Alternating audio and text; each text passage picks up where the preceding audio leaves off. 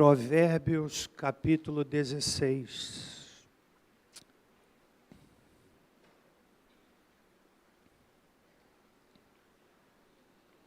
Provérbios capítulo 16. Leio os 3 primeiros versículos que dizem assim: Ao homem pertencem os planos do coração, mas do Senhor procede a resposta da língua. Todos os caminhos do homem são inocentes aos seus olhos, mas o Senhor pesa os motivos. Confia ao Senhor as tuas obras, e os teus planos serão estabelecidos. Versículo 2, mais uma vez, na versão King James atualizada, versos 1 e 2, dizem assim: Ao ser humano foi concedida a capacidade de planejar. Entretanto, é o Senhor quem dá a palavra certa. Todos os caminhos do homem parecem certos aos seus olhos, mas o Senhor julga as verdadeiras motivações do coração. Quais são os motivos do seu coração? Senhor nosso Deus, fala-nos através da bendita palavra. De mim mesmo nada tenho para dizer a este auditório. E com temor, consciente das limitações que tenho, e não são poucas, imploro ao Senhor que nesta manhã o Senhor possa falar a cada um de nós, em nome de Jesus. Amém. Quais os motivos do seu coração? Deus conhece os motivos do coração do homem. Tudo o que fazemos na vida, nós o fazemos por um ou vários motivos. E o que é motivação? Motivação é um impulso que faz com que as pessoas ajam para atingir os seus objetivos. A motivação envolve fenômenos emocionais, biológicos, sociais, e é um processo responsável por iniciar, direcionar e manter comportamentos relacionados com o cumprimento de um objetivo. Tudo que fazemos tem uma motivação, consciente ou não. Motivação é o que faz com que os indivíduos deem o melhor de si e façam o possível para conquistar o que desejam. E muitas vezes, alguns acabam até mesmo passando por cima de outros para alcançarem os seus objetivos. A motivação é um tópico muito estudado pela psicologia, para saber o que faz com que as pessoas se comportem da maneira que se comportam, de onde sai a motivação e o que ocorre quando as pessoas não são motivadas. Por isso, nessa manhã, eu quero conversar um pouco com a igreja sobre os motivos do seu coração. Você está hoje aqui por conta de um ou vários motivos. E eles são conscientes ou não. Cada pessoa que está aqui, aquelas que me ouvem pela transmissão, o fazem impulsionadas, empurradas por um motivo. O nosso coração é capaz de ter motivos louváveis, satisfatórios e desejáveis. Mas também, o nosso coração é capaz de ter motivos deploráveis, insatisfatórios e indesejáveis. Essa visão do motivo do nosso coração está presente nas Escrituras.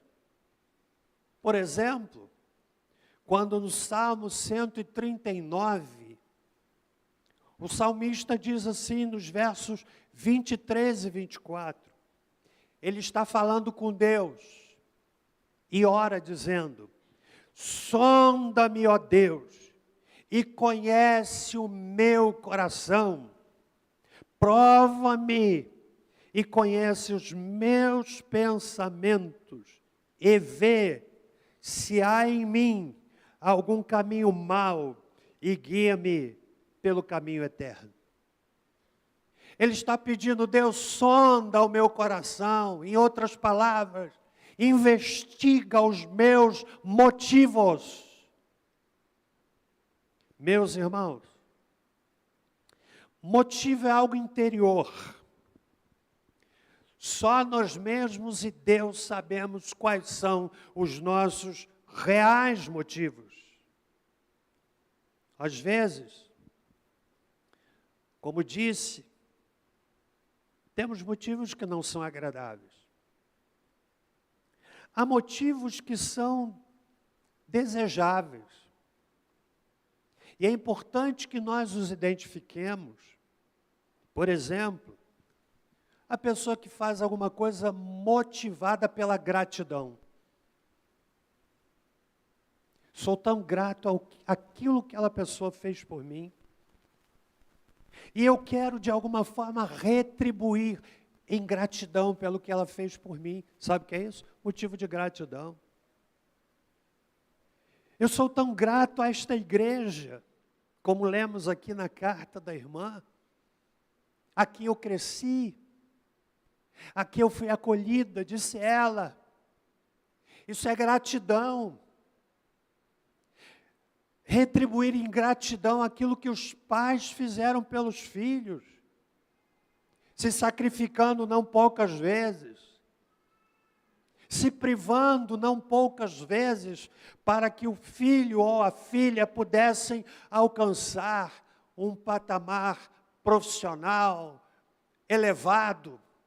E há filhos que são curtos de memória, não têm gratidão, não retribuem porque são ingratos. Gratidão é uma boa motivação. Generosidade é uma outra motivação, que está evidentemente associada à gratidão. Quem é grato aprende a ser generoso. Quem é grato aprende a compartilhar. Aliás, o princípio básico abraçado por homens que prosperam na vida tem a ver com o seguinte binômio: conquistar e compartilhar.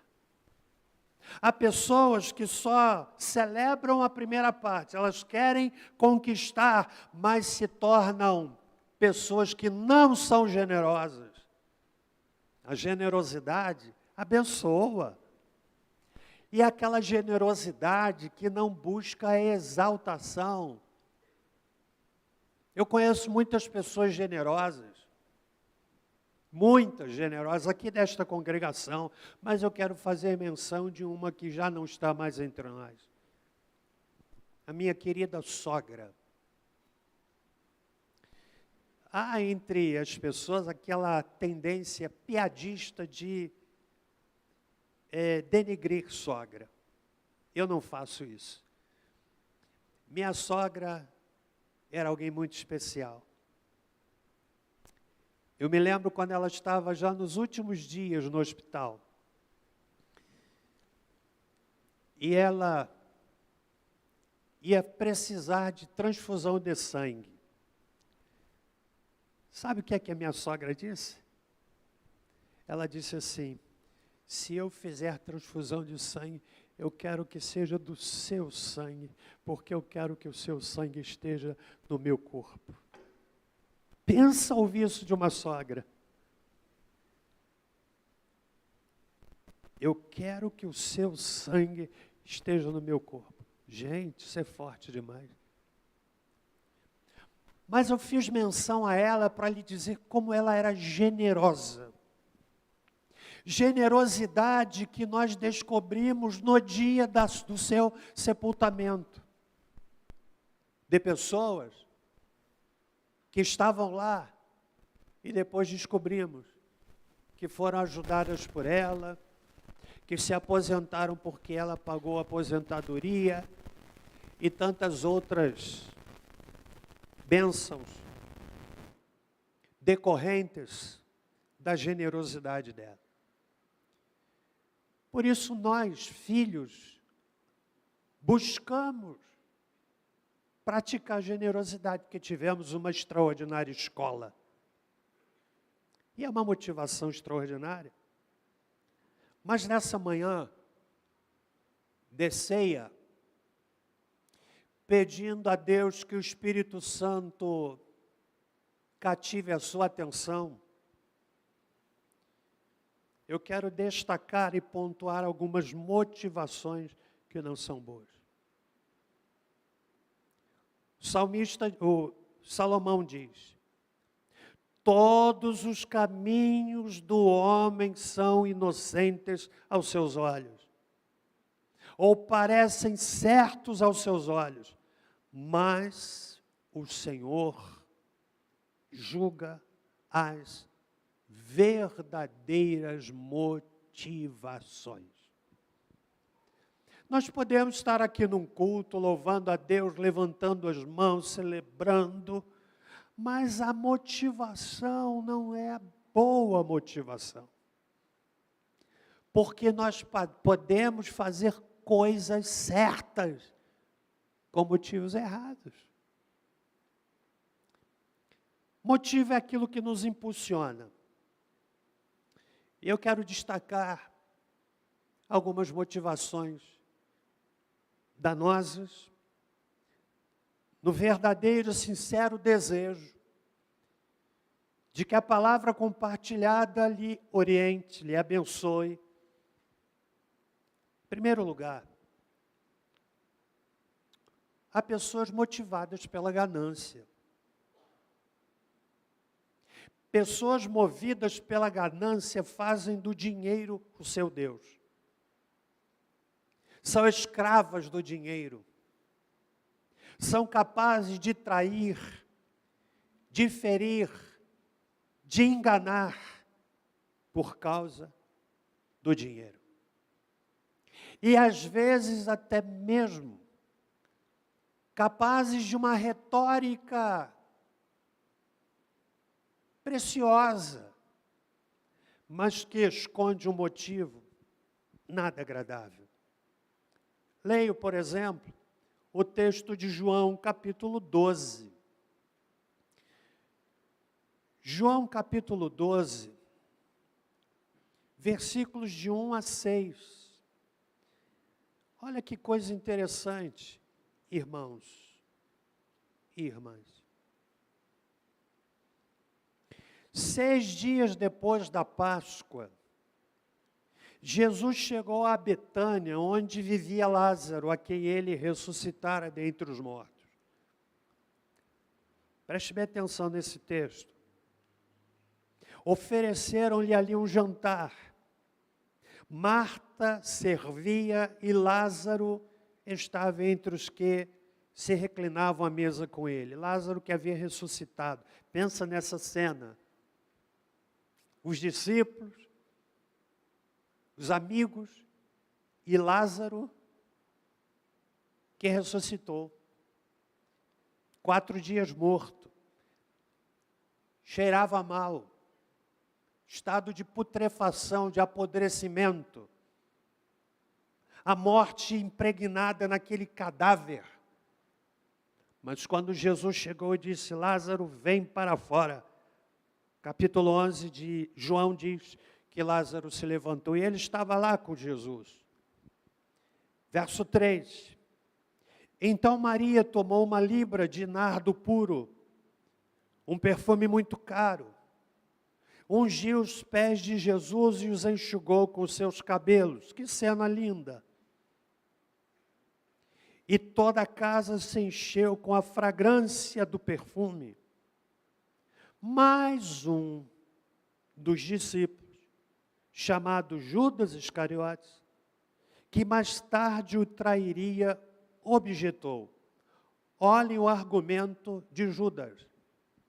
Vejam se não é um argumento bonito. Que argumento lindo. Por que não se vendeu este perfume por 300 denários? E não se deu aos pobres? Parece que a preocupação de Judas era uma preocupação social. Era uma bandeira muito celebrada hoje da causa social, de ajudar os pobres. Mas o motivo por trás daquilo tudo era um motivo perverso. Ele disse isso, não pelo cuidado que tivesse dos pobres, mas porque era ladrão. Tendo a bolsa, tirava o que nela se lançava. Motivo, uma ação aparentemente louvável, mas um motivo perverso. Ele era ladrão. E quantas vezes há argumentos retoricamente tão bonitos, mas por trás o motivo terrível. Então há pessoas motivadas pela ganância. Voltando ao texto de Provérbios, o Senhor pesa os motivos ou julga as verdadeiras intenções do coração. Daí a razão do tema dessa reflexão. Quais os motivos do seu coração? Segundo, pessoas motivadas pela soberba. Quem é motivado pela soberba tem sede de glória, ama os elogios, se aborrece quando eles não vêm, melindram-se com as críticas construtivas, são frágeis, são inconstantes. Há pessoas movidas pela soberba. A Bíblia diz em Provérbios 8:13, o temor do Senhor consiste em aborrecer o mal, a soberba, a arrogância, o mau caminho e a boca perversa, eu os aborreço, diz o Senhor. Tem gente que é soberba. Eu ouvi a história, que deve ser uma história, de uma empresa que precisava de um lenhador para cortar árvores. E abriu um concurso e apareceu lá um camarada se apresentando para aquela vaga. E alguém indagou dele assim, o que o senhor já fez? Ele disse assim, eu já trabalhei em muitos lugares, mas a minha maior apresentação é que eu, sozinho, cortei as árvores do deserto do Saara. Aí o camarada falou assim, mas o Saara é um deserto. Ele falou assim, agora.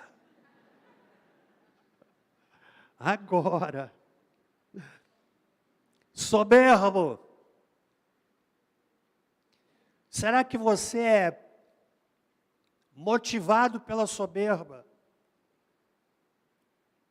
Terceiro lugar, Estão comigo até aqui? Amém? Coristas estão comigo até aqui? Pessoas motivadas pela inveja. Você sabe o que é a inveja? A inveja é desejar ter e ser o que o outro tem e é. Quando a gente não tem e quando a gente não é o que o outro tem e é, a gente fica com inveja, porque a gente não tem o que o outro tem, e a gente não é o que o outro é. Simples assim. Inveja. O invejoso se torna um crítico das virtudes do outro, porque no fundo, as suas críticas são motivadas pela frustração de não ter e não ser o que o outro tem e é. Então ele acha melhor denegrir, diminuir, difamar aquilo que o outro tem. Muitas vezes, em nome de uma falsa piedade, mas a realidade é que há um motivo de inveja. Provérbios 14, versículo 30. A palavra de Deus diz: o ânimo sereno é vida do corpo, mas a inveja é a podridão dos ossos. Ânimo sereno é a vida do corpo, Provérbios 14, 30. Mas a inveja é a podridão dos ossos. Por causa da inveja, sabia que às vezes a gente não pode compartilhar bênçãos? Porque tem gente que ouve bênção do outro, não com o espírito bíblico de se alegrar com os que se alegram, mas ele ouve a vitória do outro, e dentro dele o monstro chamado inveja vai ganhando força. E a minha Bíblia diz que é podridão dos ossos. Quarto lugar e penúltimo lugar. Pessoas motivadas pela mágoa. Quantas pessoas que não se dão conta de que estão adoecidas, às vezes, por um fato ocorrido há muito tempo, e elas estão adoecidas, não conseguem liberar perdão, convivem com a pessoa que supostamente lhe feriu. Digo supostamente, porque muitas vezes a pessoa que supostamente feriu não fez de propósito. E ela nem sabe que convive com alguém que agasalha uma mágoa mortal. Você sabe o que é que a Bíblia diz sobre isso? Leia o Hebreus capítulo 12, versículo 14. Segui a paz com todos. Segui a paz com todos. Segui a paz com todos. É o livro sagrado quem vai nos dizer o seguinte: e a santificação. Sem a santificação, ninguém verá o Senhor. Mas eu sou membro da igreja, Deus, 30 anos da segunda igreja batista. Você sabe que isso não é ingresso para lugar nenhum. É duro dizer isso? Mas cantei no coral tanto tempo, Senhor. O livrão diz, sem santificação, ninguém verá o Senhor. Mas eu tocava, Senhor. Eu atuava, Senhor. O texto avança. Tende cuidado de que ninguém se prive da graça de Deus e de que nenhuma raiz de amargura, brotando, vos perturbe e por ela muito se contamine. Primeiro efeito da raiz de amargura, corta o fluxo da graça de Deus. A Bíblia está dizendo, talvez a gente tenha aqui a razão porque tantos crentes que não têm vida,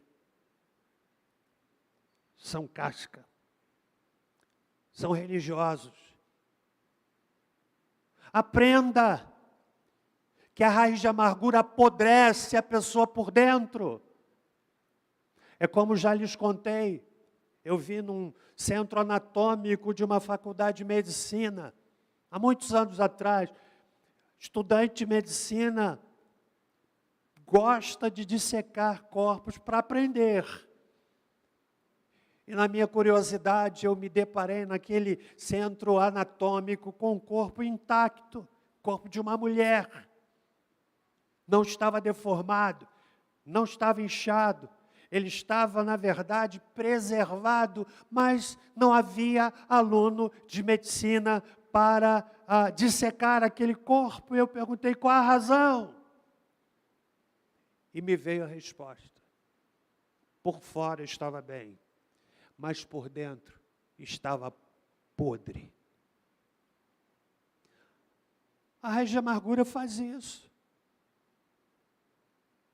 Pastor, mas fulano de tal aprontou tanto comigo. Sim, mas perdão não tem a ver com o outro. Tem a ver com você. Leio, meus irmãos, o que está em 15 de Hebreus. Hebreus capítulo 15 diz: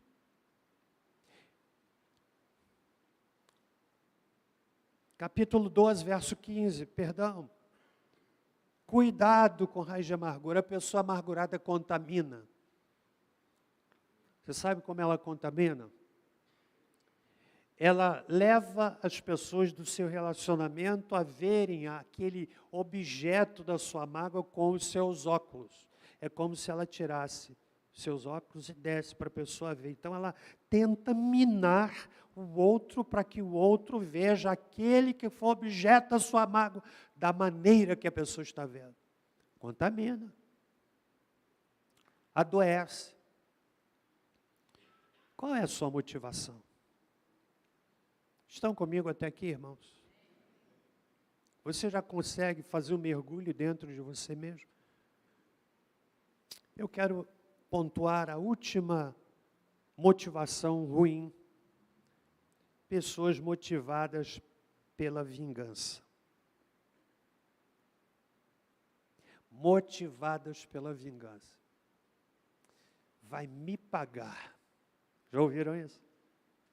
Fez comigo, vai me pagar. A Bíblia vai na contramão desse raciocínio. Lá no livro de Levítico, capítulo 19, verso 18. Olha o que a palavra de Deus diz. Não procurem vingança, nem guardem rancor contra alguém do seu povo, mas ame cada um o seu próximo como a si mesmo. Vou repetir.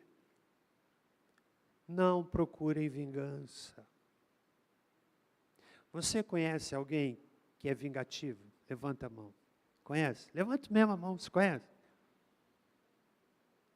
Diga para essa pessoa, se essa pessoa não for você mesmo, que a Bíblia diz, não procurem vingança, nem guardem rancor contra alguém do seu povo. Sozinho, muitas vezes, nós não conseguimos.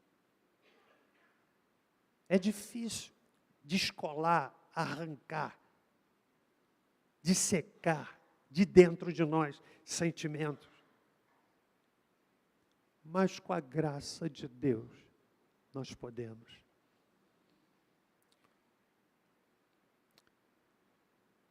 Mas ame cada um o seu próximo como a si mesmo, diz a Bíblia. Eu concluo citando o que Jonathan Edwards, que foi um pregador e pastor congregacional do século XVIII, lá nos Estados Unidos, considerado pelos historiadores um dos maiores teólogos e pensadores da história dos Estados Unidos. Você deve ter ouvido sobre Jonathan Edwards, acerca do sermão que ele pregou intitulado Pecadores Perdidos nas Mãos de um Deus Irado. Quando ele pregou esse sermão, as pessoas se agarravam às colunas do templo, porque foram tomadas por um espanto, por um constrangimento gerado por essa pregação. Lamentavelmente, Jonathan teve que deixar sua congregação, porque ele não concordava em oferecer a ceia para gente que não era convertida.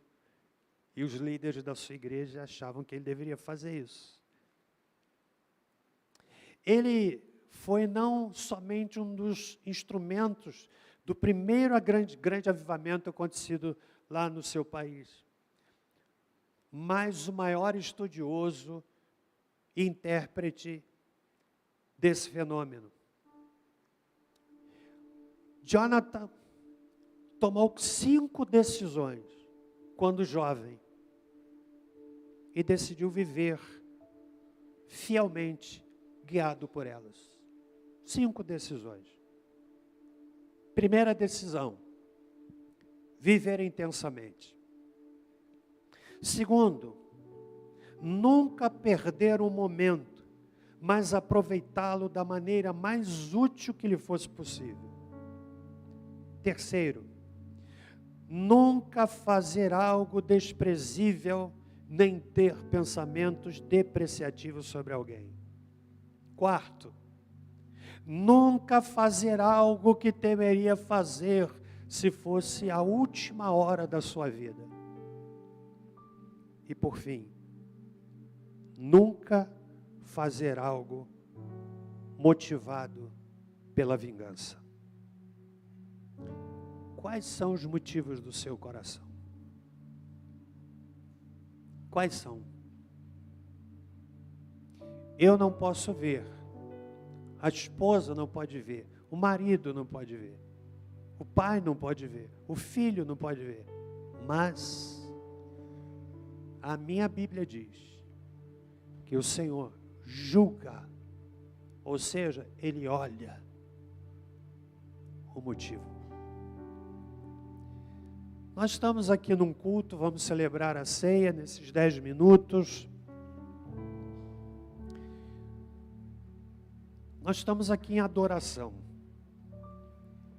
Você sabe qual é o conceito de adoração? Às vezes a gente pensa que adoração é cantar. Não é. Cantar é uma forma de adorar. Há muitas formas. Você pode adorar a Deus na maneira como você faz o seu trabalho. Mas você sabe qual é o conceito tremendo sobre a adoração? Eu quero dizer o conceito que o Dr. Russell Shedd, em um dos seus livros, ele colocou. Ele diz que a adoração é o seguinte: é como se toda a igreja estivesse no palco, representando, fazendo ações, e a plateia é o Senhor Deus. Ou seja, adorar é quando nós nos apresentamos para a plateia. E quem é a plateia? O Senhor. E Ele olha o coração. É como alguém disse: Deus na nossa vida dá mais importância aos advérbios do que aos verbos. Verbo é ação. Advérbio é a maneira que a ação é desenvolvida. Para Ele, não é tão importante pregar. Pregar é ação. Eu posso pregar com motivos errados. Os senhores podem cantar com motivos errados.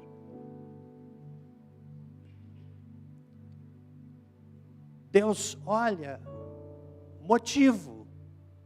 Como eu faço isso? Isso é lindo porque nos liberta da expectativa da opinião do outro. porque eu estou fazendo para o meu Deus. Ele sonda o meu coração, vê se há em mim algum caminho mau. É a minha oração: Senhor, sonda o meu coração, os meus motivos. Que você ore assim também. Compreendeu, irmão? Quantos compreenderam? Curve a sua cabeça. Pai, o Senhor conhece o nosso interior. E oro para que o Senhor limpe qualquer motivo espúrio, contrário à tua natureza. Em nome de Jesus. Nós vamos celebrar a ceia. Ceia é um ato da comunidade. Todos aqueles convertidos, já batizados, estão convidados para essa celebração. Na Igreja Batista, nós celebramos a ceia memorial. O que é isto? Os elementos da ceia, o pão e o vinho, aqui suco de uva, trazem à memória, por isso memorial, aquilo que Jesus fez na cruz. O pão simbolizando o seu corpo e o vinho simbolizando o seu sangue. Vamos ficar em pé? Pai, consagramos a Ti os elementos da ceia. Pedimos ao Senhor que, em participando deste momento, o Senhor venha santificar o nosso coração, purificar as nossas vidas. Em nome de Jesus. Alguém não foi servido? Então, nesse momento, nós vamos tomar a ceia. Para facilitar, você pode virar assim para deslocar a parte de baixo.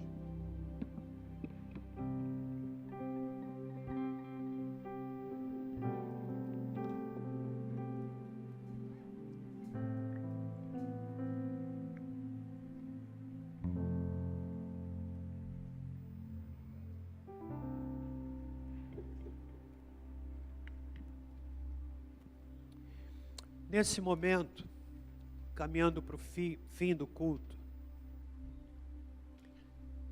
eu quero fazer alguns convites aqui. Convites que vão exigir uma resposta corajosa.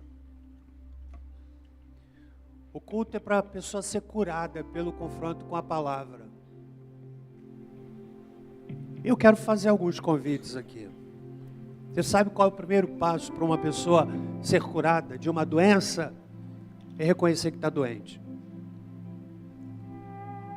Eu quero fazer alguns convites. O primeiro deles: se você de alguma forma entendeu